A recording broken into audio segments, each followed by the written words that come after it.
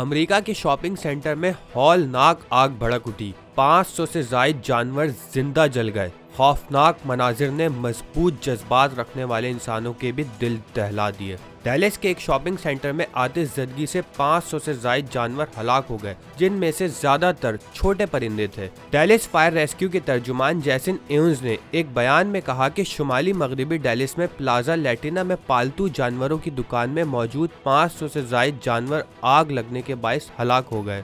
Evans ने कहा कि आग लगने के बायस चूजे, हैमस्टर, 2 कुत्ते और 2 बिल्लियां भी मर गईं। वसी पैमाने पर लगने वाली आग बुझाने के लिए तकरीबन 2 घंटे लगे और 45 इमदादी कारकुनान ने कार्रवाई में हिस्सा लिया।